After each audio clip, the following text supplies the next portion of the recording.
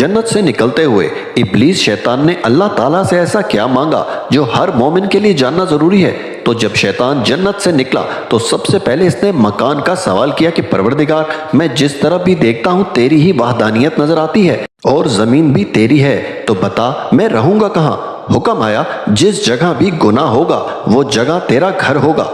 फिर इब्लीस सवाल करता है कि मेरी ग़िज़ा क्या होगी, मैं खाऊंगा क्या। जवाब आता है, इंसान जो भी खाना बगैर बिस्मिल्लाह पढ़े खाएगा वो तेरी खुराक होगी। फिर कहता है, मैं पीऊंगा क्या। हुक्म होता है, शराब तेरा मशरूब होगा।